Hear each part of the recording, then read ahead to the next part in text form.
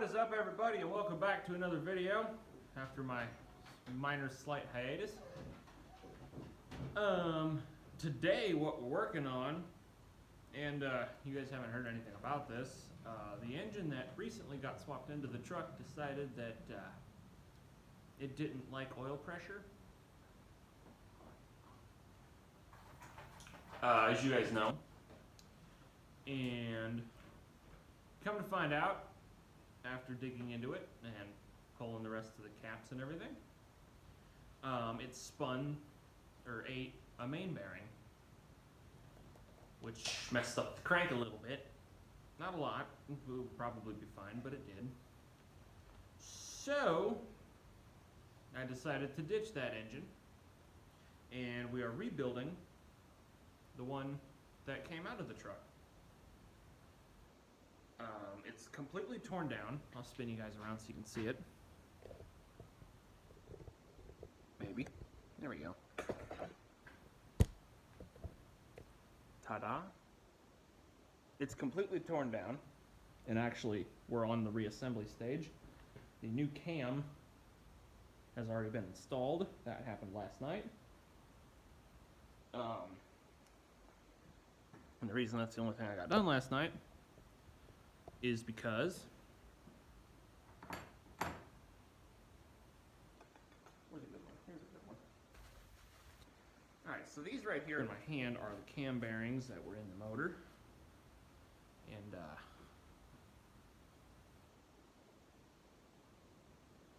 there you go, that's what they're supposed to look like. That's what they're supposed to look like. Ish. Now these are worn. There's a little bit of a groove in here. So I mean, they're worn out and need replaced. But they probably would have been fine to run if they didn't also look like this on a few of them. Yeah, you see all that? Yeah, that's not supposed to happen. This one's actually bad enough where it is broken. That's the bearing hitting itself from being cracked. This one looks like that.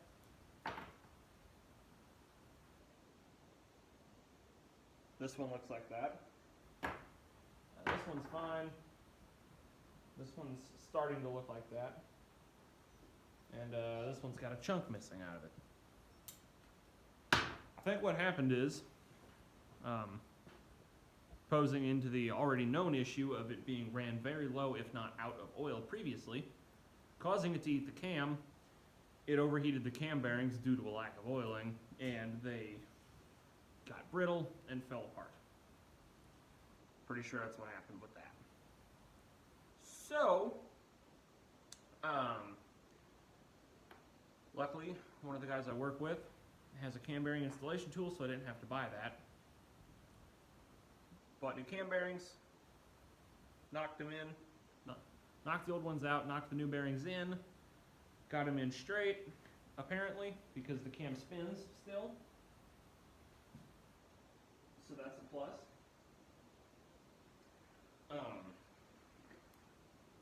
It's not a factory spec cam, it's a Summit K1103 cam. It's a flat tappet. Yeah, it's pretty much the cheapest cam and lifter kit I could find that was available. So that's the cams installed, and then now we're at the point where we can put the main bearings in, put the mains in, plastic gauge them, make sure that's all good, and then yeah, and if the mains are all good, we can start knocking pistons in, doing the rods. I still have to, I got the heads torn down. I have one of them washed. I need to wash the other one today while it's not stupid cold outside, because it's like 45 right now. It's 43 right now, so it's freaking amazing weather, because last night when we were in here working on this, it was 14 outside. It was like, I don't know, 20 in here, because I had the torpedo heater going. But yeah, I still have to clean up Actually, I still have to actually clean up a lot of the parts. I still have to clean.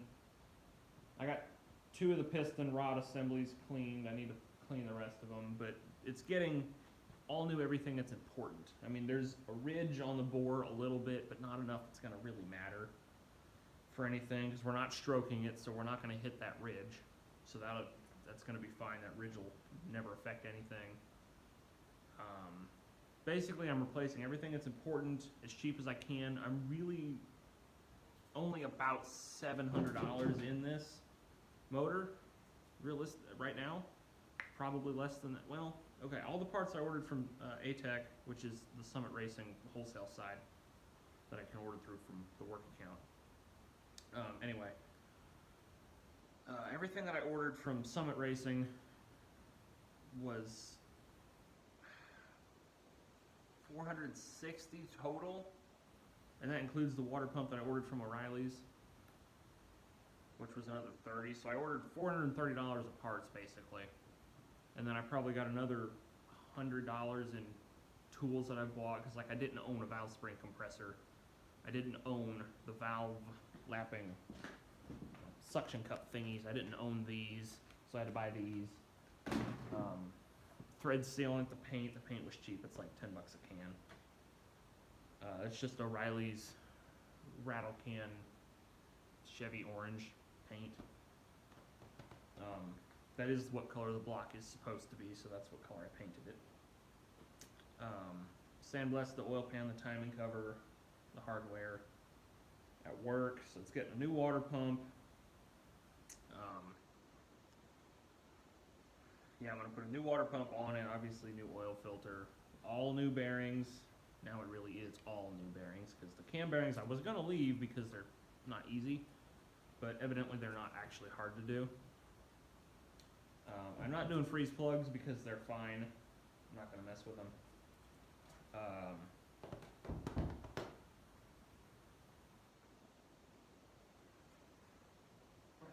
What? Are these too small? Do you think Pepper will swallow these? No? Okay. You think I just toss them? Yeah. Okay.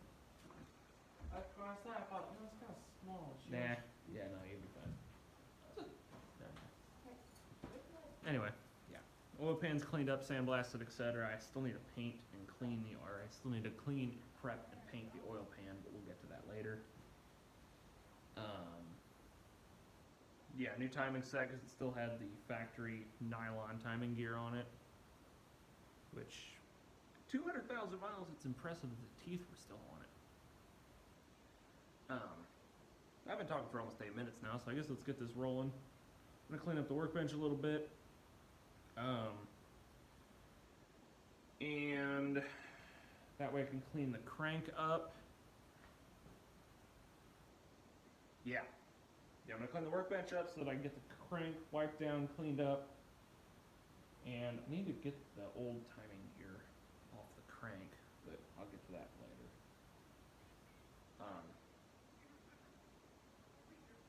Yeah, we'll get rolling on some stuff. Now, in case anybody's wondering, O'Reilly's the foaming engine degreaser. It does freeze, apparently. Because like right now. Yes, Dad. I think this can's killed or whatever.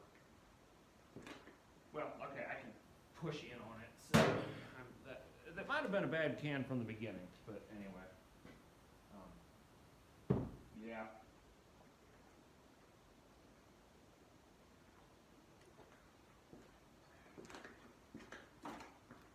All right, let's get working on some stuff and see if we can be productive today or not. Okay, so like I said, the cam's in. I just put the gear on there so that I could get it lined up so that I could put the plug in the back of the block after knocking the cam bearings in. Now we're putting the main bearings in. While we're here, the main caps do go a certain direction. As you can see right there, there's an arrow.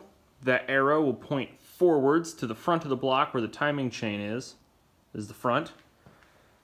All 4 mains are the same except for the back one, which is very obviously different.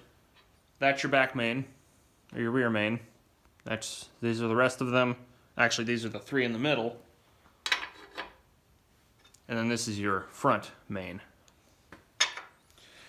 This is what is referred to as a 4-bolt main because there are 4 bolts on the mains.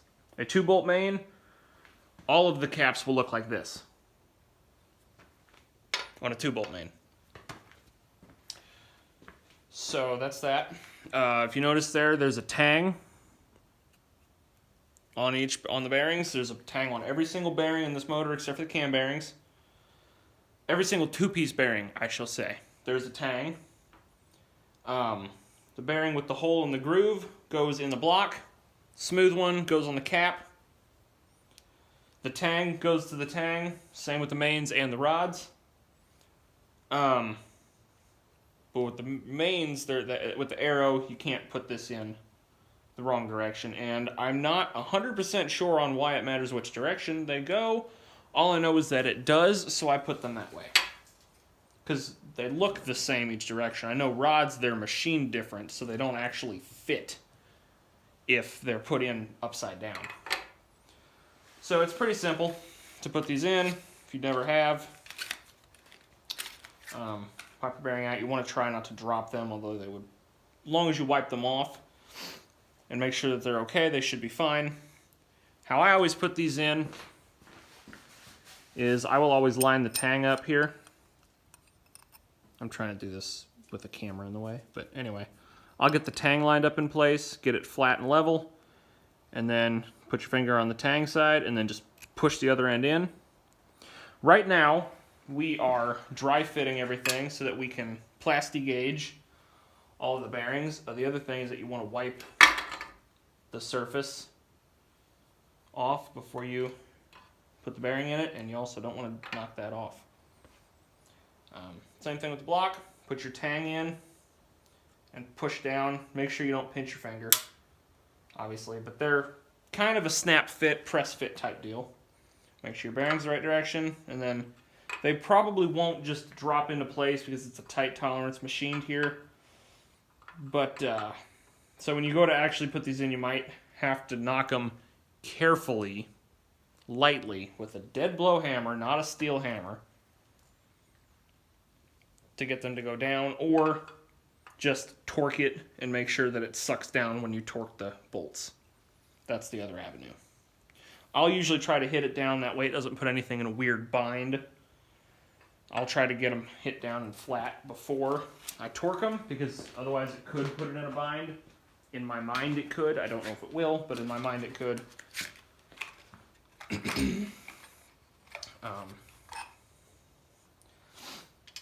And also as a reminder, this is not exactly a high horsepower engine. This might make 200, 220. I think it's safe to say it'll probably make 200, but to the crank. But I'd be very impressed if it made 200 to the wheels. And theoretically, you can do this with a paper towel if you buy the insanely expensive lint-free paper towels. I don't feel like spending that much money, and my finger works perfectly fine to remove lint. So that's what I do. Obviously, I wiped it off with brake cleaner and a paper towel before I go and put these in, because you don't want any oil, because the oil film actually takes up space when you're checking your bearing clearances. So it's got to be 100% clean and dry. So I always brake clean wipe them, and then wipe it with my finger right before I go and put everything in. That way, there's no lint at all that can be there. And I'll wipe my finger off on my shirt, which is also probably the cleanest thing in the world, I'm sure, since there's orange speck all over it in the paint. But anyway, that's beside the point.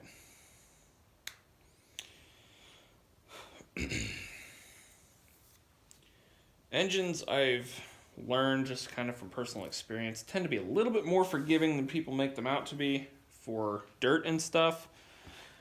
However, you want to get it as clean as possible because you don't want to push the envelope.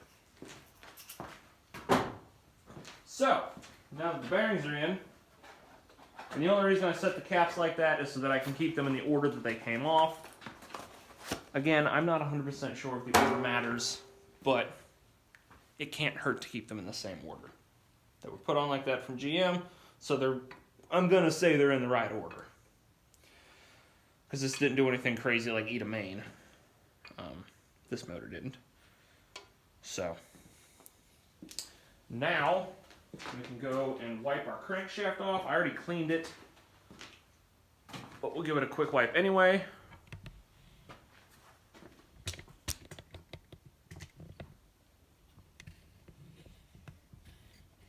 We'll give it a quick wipe anyway before we go and drop it on there. You want to be careful. Again, no oil on this step because we're checking clearances with Plastigauge, and I will show you how to do that. At some point I need to get this old timing gear off of here, but I will get to that later.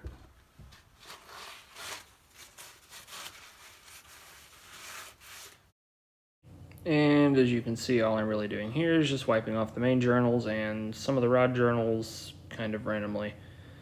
But yeah, just make sure everything's clean and dry. Take the extra time to make sure everything is right, and you'll end up with a much better result because, like I said earlier, you don't want any oil on it because the film of the oil actually does take up a minuscule amount of clearance, and that will throw off your measurements. On this engine, it's not high horsepower, so it doesn't matter as much, but on a high horsepower race motor, it does. Pick your crank up like this, and we're gonna bring her over to the motor.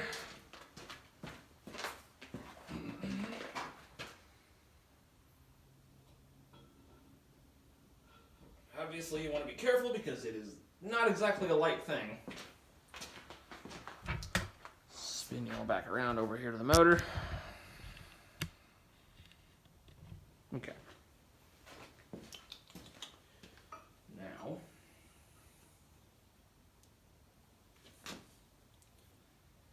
it's not going down because of something. I'm not sure what. There. This wasn't quite lined up perfect. Now you don't want to necessarily spin it. I just did that to make sure that it was good, but you don't want to just like spin it because you don't have oil on the bearings. So, actually we're not going to set those on yet because we've got to put Plastigauge on here first. We're going to torque them down, see what our clearances are, make sure that is up to spec, which I have a book, so we'll check what the spec is. Here is Plastigauge, that little green thing. That's Plastigauge. It is a thin piece of plastic that does as it sounds. It gauges, and whenever you torque these down to their spec, it squishes out.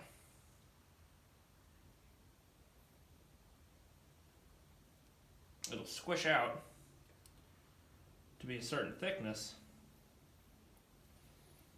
and that will tell you your clearance.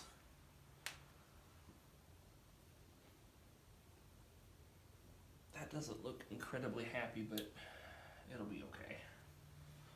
So yeah, you just set it down on the very top of your main journal, set your cap on, and then torque it, which will torque all of them at once, because you got to do it in sequence, so you don't warp the crank.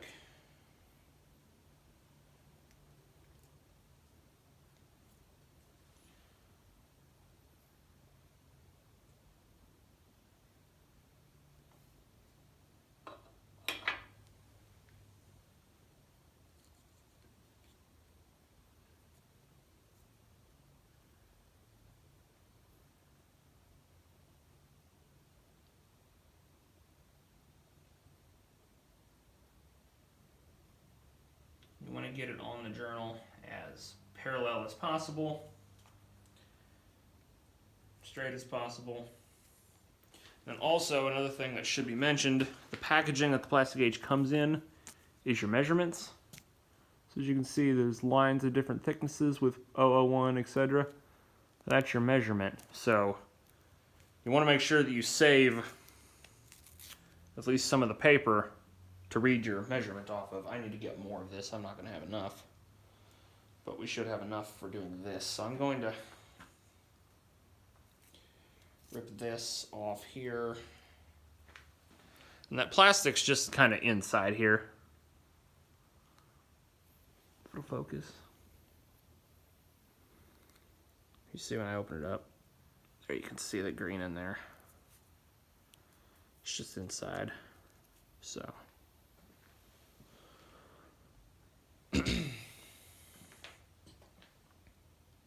That's my gauge, or my readable piece here. Break that up there.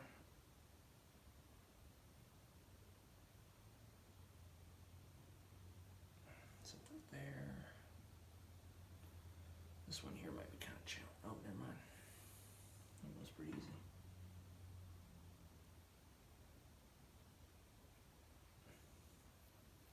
Okay. Now we just simply go and place our mains back in place.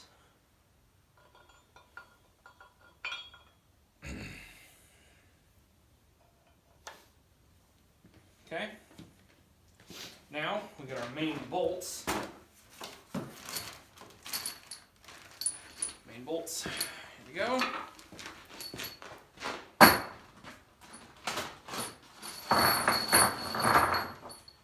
Now there are two different length main bolts,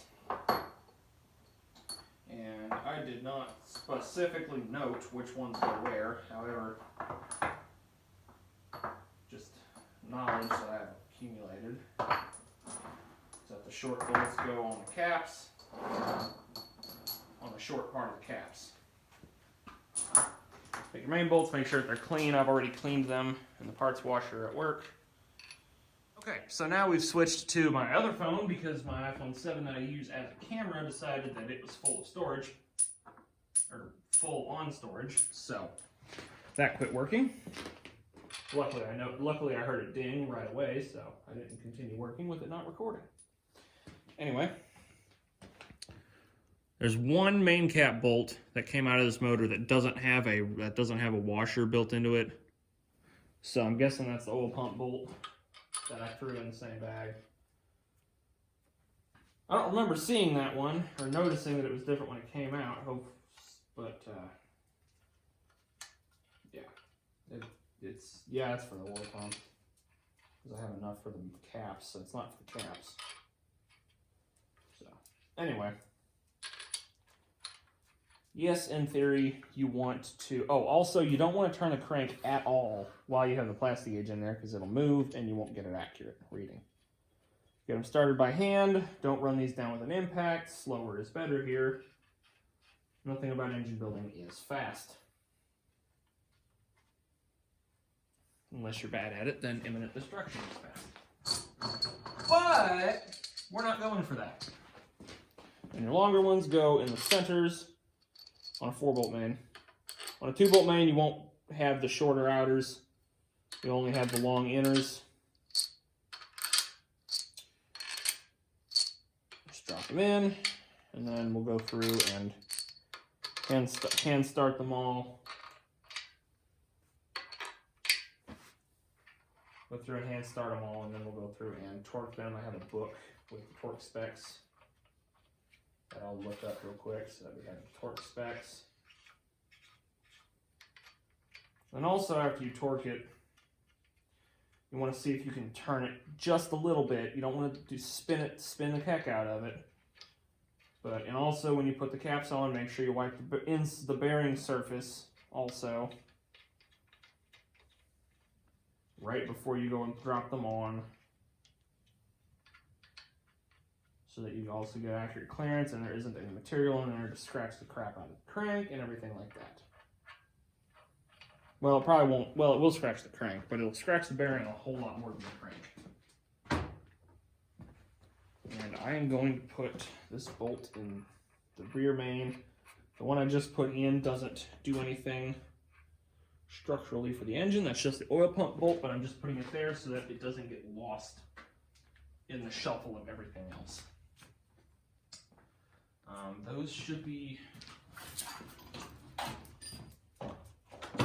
5/8. No, 1/16. Sorry. Nope, they're 5/8.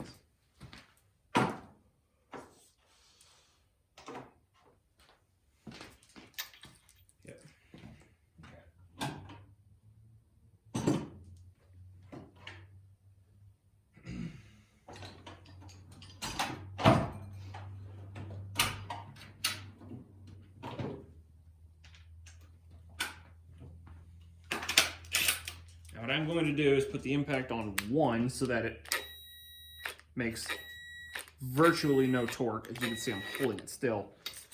Just to run these down and get them tight, I'm going to go to the first click.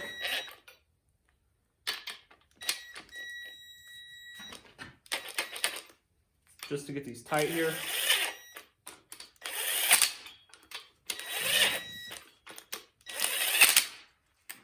This one here didn't. Did it sink down? Yeah, it did. Okay.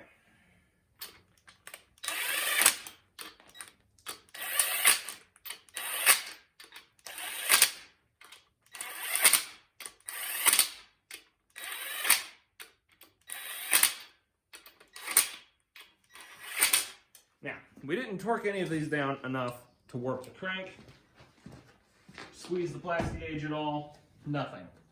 Those are tightened right now to about 15 to 20 foot-pounds. They're not tight at all.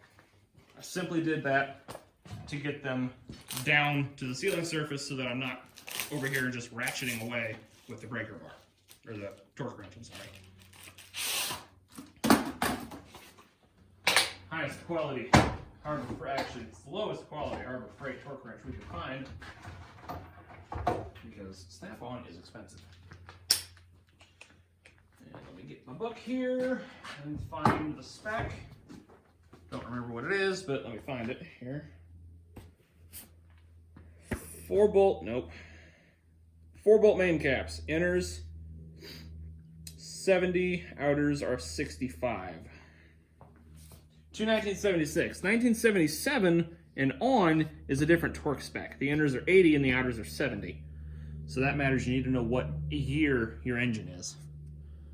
Right there where it's circled.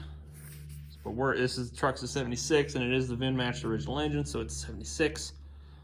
So inners are 70, outers are 65. And the 2-bolt caps go to 80. Which is front and rears are the 2-bolt caps, and there's a sequence that I need to find.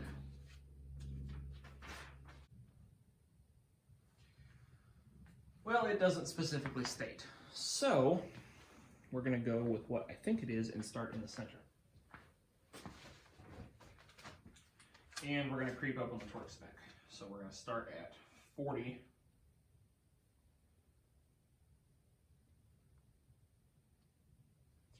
On all of them, and then go all the way.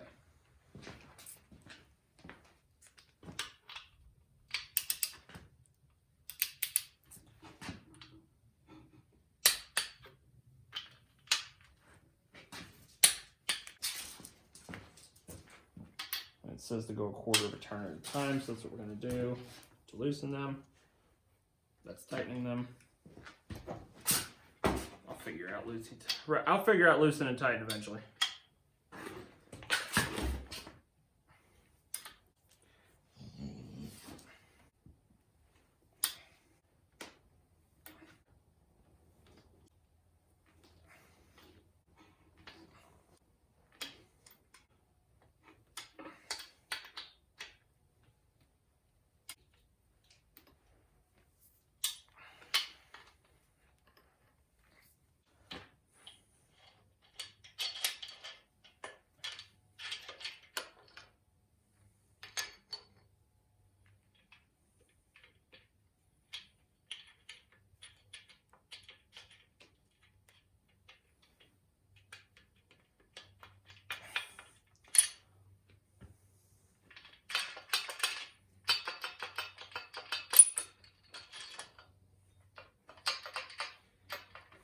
I'm just going to get these all loose and set them back where they're supposed to go. This back one's always difficult, so you always got to kind of tap it with a dead blow and whatever. And the other thing that is helpful is if you get a small pry bar or a screwdriver. Whoops. You can obviously make sure that your bolts are all the way out so you don't pull a thread or anything. But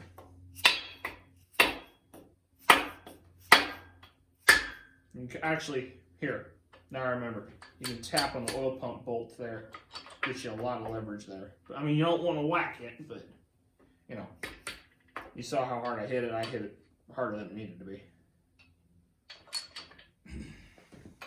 I forgot to make sure the crank spun. Oh well, we'll check that later. After I put it all back together, we'll check it. And this one here, because the counterweights are in just the right spot, it's difficult. So take your pry bar and real careful, tap it in there. And you saw it kind of went. Now it's loose. You can pull it out.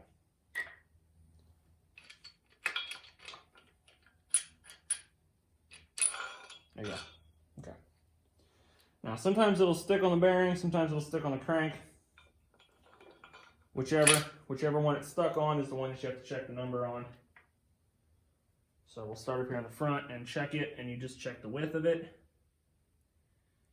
It's a little wide, I feel like. I'll look at the specs on it, but I feel like that's wider than I remember it should be, but we'll find out. I don't remember, like I said. So 02. Now the other thing is that this is obviously not a high horsepower engine, so this engine, and me driving it's never gonna see 6,000 RPM. That one's 003. Me driving this truck is never gonna see 6,000 RPM. So.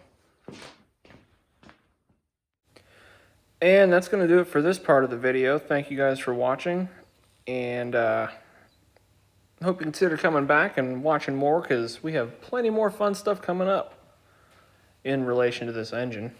And it's all going to be really cool and really awesome when it does finally get in and runs. So stay tuned for that in the future.